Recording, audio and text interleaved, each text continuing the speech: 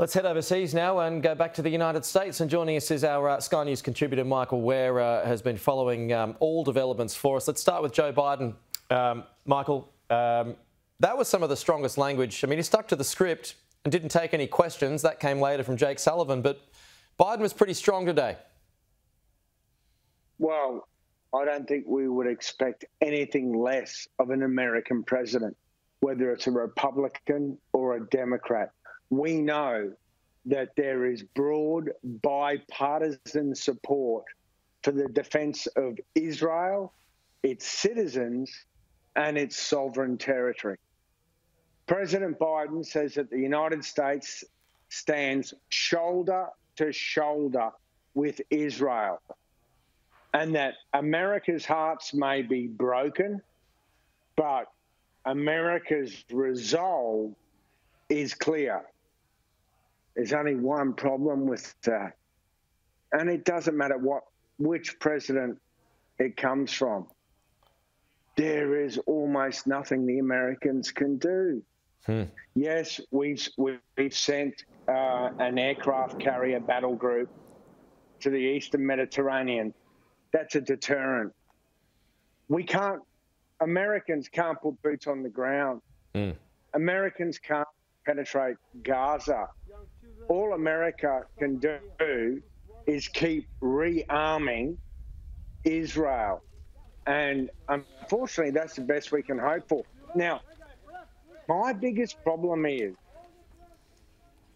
there's more differences than similarities to these situations, but I keep hearing echoes with these 100 or 150 odd hostages with the armed revolution in Iran in 1979, where they overran the US embassy and kept American hostages for 444 days.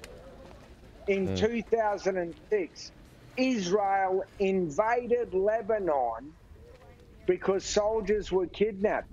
One of them was not returned for 5 years. What I'm saying is, what my darkest fear is that this has suddenly become our new normal. The American hostages certainly add a different element to previous wars that have taken place between Gaza and Israel. There are more than 300,000 reservists that are at the ready, though, Michael. Do you think they really need American boots on the ground? Of course they don't need American boots on the ground. They need American expertise. Well, they might need it, but they'll certainly welcome it.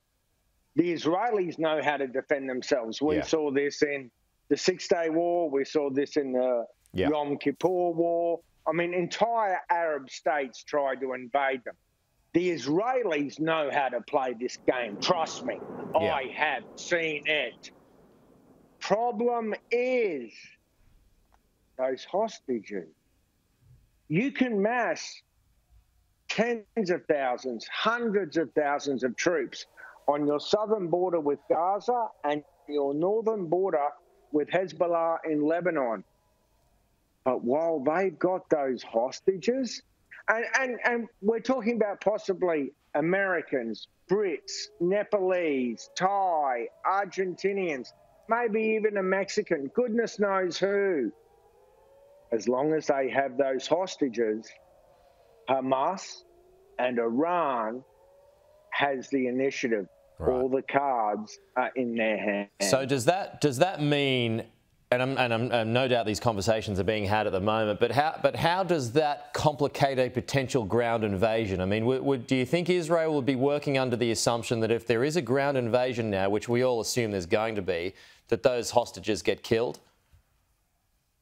Well, how is there going to be a ground invasion? Do you want to sacrifice 100 to 150 innocent hostages? Some of them are military, but most of them are civilian. Women and children. Can Israel, 5-year-old, 3-year-old, kids, a Holocaust survivor grandmother, can Israel wear that internationally? So you don't think they'd go in because of that? Oh, they want to go in. and they want to go in so bad. The only question is when. As the Israeli leadership has been saying, it's not when, it's not if, but it's when. The problem is the when. When do we decide that the lives of those hostages are not worth it? We know, and it's time for us to punch in. We know what happens to spies in Gaza once they get found out, Michael, but do you think the Mossad's already in there in some capacity?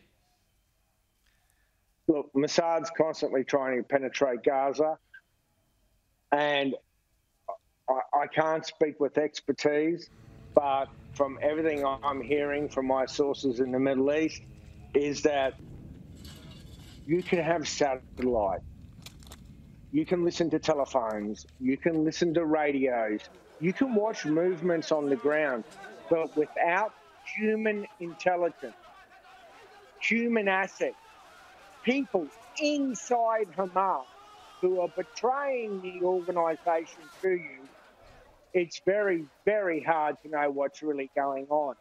And so the question that beggars is, does Mossad, which is one of the world's leading intelligence organisation, currently have any human assets inside Hamas? Yeah. But yeah, like we said, we know what happens to spies. I mean, people get falsely accused of being a spy often in the Middle East too, and all sorts of terrible things happen to them. So if that's happening, then they want to be very careful, and as I'm sure they are. Michael, we're out of time, but always good to chat to you, my friend. We will talk to you again tomorrow.